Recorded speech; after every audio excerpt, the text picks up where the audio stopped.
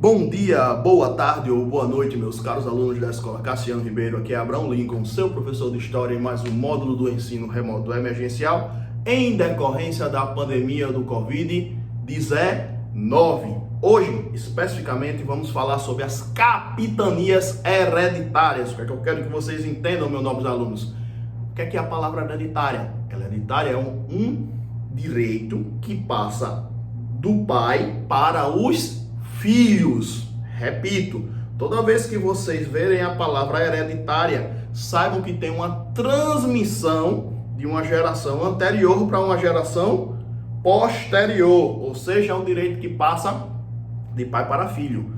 No ano de 1537, Dom João III implantou o sistema de capitanias hereditárias aqui no Brasil, que eu quero que vocês entendam.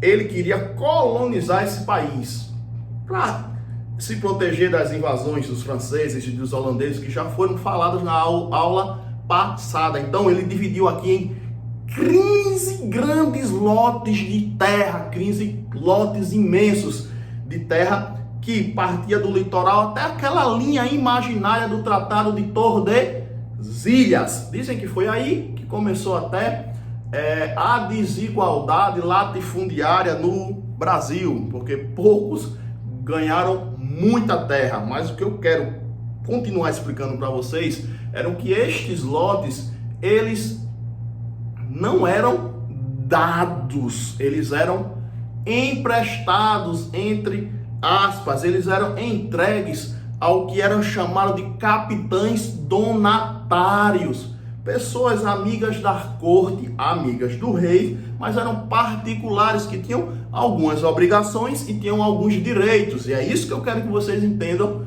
nesse momento, meus nobres alunos. Qual eram as obrigações? Tornar esta terra produtiva, abrir aldeias. E quais eram os direitos que essa pessoa tinha? Se esta terra fosse produtiva, desse lucro, esses capitães donatários ficavam com parte deste lucro. Então, passaram-se anos, passaram-se tempos, e destas 15 capitanias hereditárias, apenas 2 deram lucros, apenas 2 deram resultados, apenas 2 conseguiram se autossustentar, que foram São Vicente e Pernambuco. Todas as outras quebraram, todas as outras não deram lucro, todas as outras tiveram prejuízos. Então não estava sendo uma política relativamente lucrativa, boa e saudável para a colônia, nem para a maioria absoluta dos capitães donatários. E havia alguns motivos. Quais eram os motivos?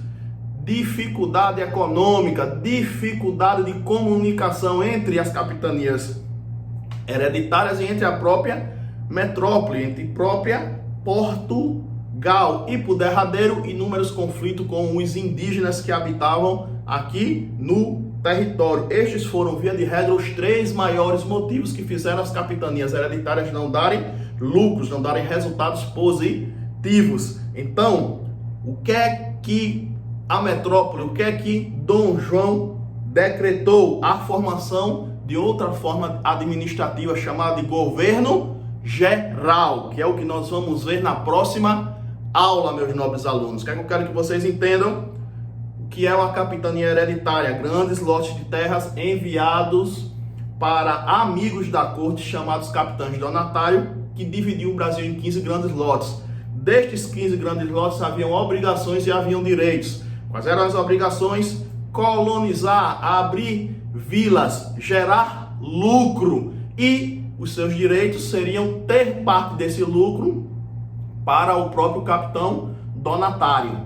Resultado, das 15, só 2 deram lucro, todas as outras deram prejuízo. Então foi uma política inviável e por isso ela foi alterada pelo chamado e famigerado governo geral, que é o que nós vamos ver na próxima aula. Então, por encerrada essa aula sobre capitanias hereditárias. O que é que eu quero que vocês façam? Respondam um exercício aqui logo abaixo, coloquem o seu nome e respondam no Google Forms. Assim que terminar, nós daremos a sua pontuação e vocês estarão dentro do programa.